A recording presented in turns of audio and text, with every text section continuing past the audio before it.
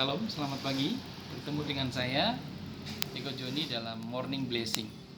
Kita akan membaca firman Tuhan di kitab Kejadian pasal 22 ayat 1 sampai dengan ayat 19. Firman Tuhan berkata, setelah semuanya itu, Allah mencoba Abraham. Ia berfirman kepada Abraham. Lalu sahutnya, ya Tuhan, firman-Nya, ambillah anakmu yang tunggal itu, yang kau kasihi, yakni Ishak. Pergilah ke tanah Moria dan persembahkanlah dia di sana sebagai korban bakaran pada salah satu gunung yang akan kukatakan kepadamu. Keesokan harinya pagi-pagi bangunlah Abraham. Ia memasang pelana keledainya dan memanggil 2 orang bujangnya beserta Ishak anaknya. Ia membelah juga kayu untuk korban bakaran itu. Lalu diberangkatkanlah ia dan pergi ke tempat yang dikatakan Allah kepadanya. Ketika pada hari ketiga Abraham melayangkan pandangnya, dari jauh kelihatan, kata Abraham kepada kedua bujangnya, tinggallah kamu di sini dengan keledai ini. Aku beserta anak ini akan pergi ke sana, kami akan sembahyang. Setelah itu kami akan kembali kepadamu.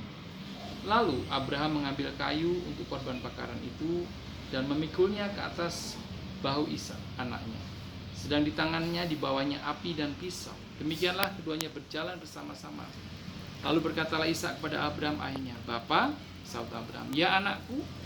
Bertanyalah ia, "Di sini sudah ada api dan kayu, tetapi di manakah anak domba itu, korban bakaran itu?" Sahut Abraham, "Allah yang akan menyediakan anak domba untuk korban bakaran baginya, anakku." Demikianlah keduanya berjalan bersama-sama. Sampailah mereka ke tempat yang dikatakan Allah kepadanya. Lalu Abraham mendirikan mezbah di situ. Disusunnyalah kayu diikatnya Ishak anaknya itu dan diletakkan di mezbah itu di atas kayu api. Sesudah itu Abraham mengeluarkan tangannya lalu mengambil pisau untuk menyembelih anaknya. Tetapi berserulah malaikat Tuhan dari langit kepadanya, "Abraham, Abraham," sahutnya, "Ya Tuhan." Lalu ia berfirman, "Jangan bunuh anak itu dan jangan kau apa-apakan dia, sebab telah ku ketahui sekarang bahwa engkau takut akan Allah dan engkau tidak segan-segan untuk menyerahkan anakmu yang tunggal kepadaku." Lalu Abraham menoleh dan melihat seekor domba jantan di belakangnya dan tanduknya tersangkut dalam belukar. Abraham mengambil domba itu lalu mengorbankannya sebagai korban bakaran pengganti anaknya. Dan Abraham menamai tempat itu Tuhan menyediakan, sebab di situ sampai sekarang dikatakan orang, di atas gunung Tuhan akan sediakan. Ayat 15.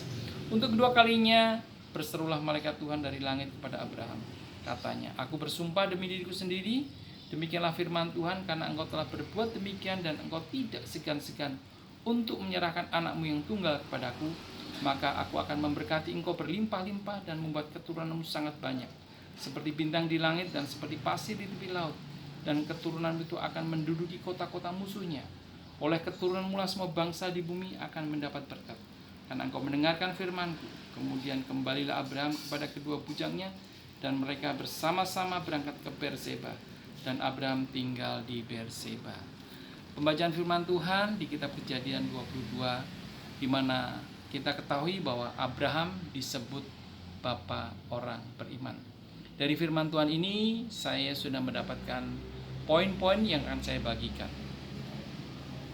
Poin pertama yang saya dapatkan, pesan Tuhan buat saya pribadi yang saya mau bagikan, bahwa apa yang paling berharga dan begitu kita cintai, maka Tuhan akan izinkan itu untuk diuji, saudara.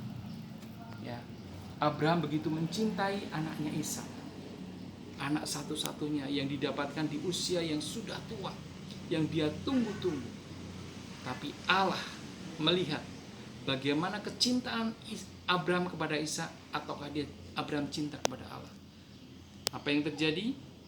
Abraham mengambil keputusan untuk menyerahkan apa yang dia cintai, yaitu Ishak, lebih daripada kepada Tuhan.